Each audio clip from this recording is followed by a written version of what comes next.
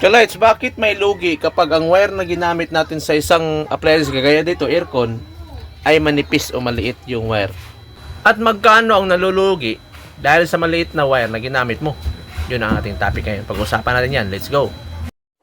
Kapag masyadong manipis o maliit yung wire size na ginamit nyo sa inyong load, kagaya dito sa aircon, tumataas ang resistance, kalights. Mas maraming init, mas malaki ang voltage drop, mas malakas ang kilowatt hour consumption, at mas mabilis masira ang inyong mga appliances, kalights.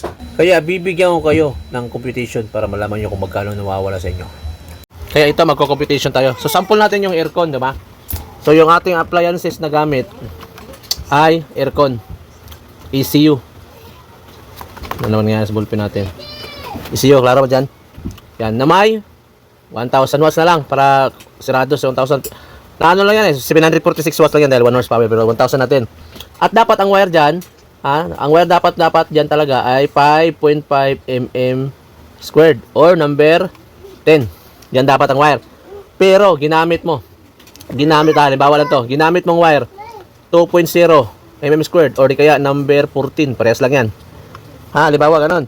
Ang result niyan, ito na, dito na tayo dahil maliit yung wire ginamit mo. Nagdadagdag yan, dadagdag ng 5 to 15% na extra loss, extra power loss.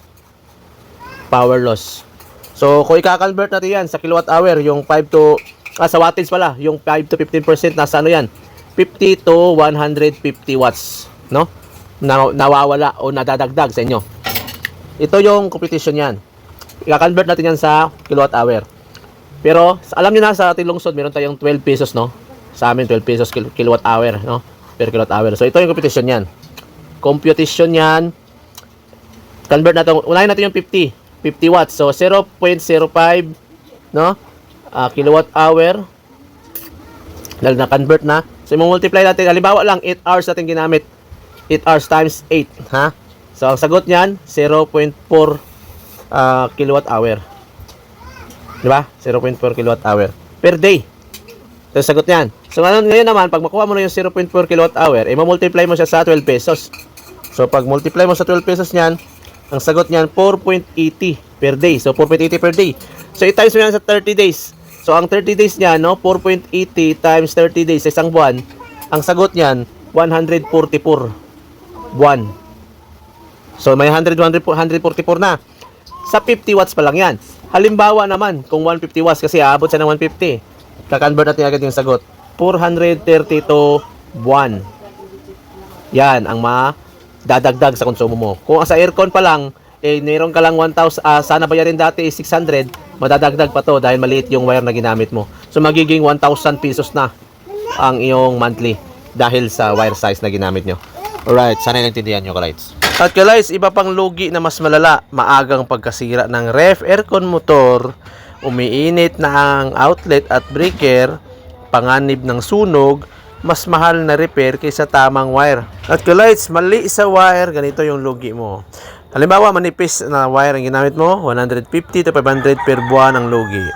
Halimbawa, sa mali na wire, pang matagalan na yung hindi napalitan, libo-libo sa isang taon ang lugi. Mali sa wire, worst case nyon, ang lugi sa'yo ay sunog, sira ang appliances pa. Ibig sabihin, kalights, 432 pesos yung masisibing si sana buwan-buwan sa inyo ang appliances na load na aircon. Sa aircon pa lang yung pinag-usapan natin, ha. Kapag maliit yung wire size na ginamit mo dyan, yun, madadagdag sa konsumo mo. Sana ay nakatulong ang content na to at paki-like naman at paki-comment kung taga saan ka para malaman natin kung saan nakarating ang content na to. Paki-share na rin para marami ring matututo sa ating mga content. Maraming salamat.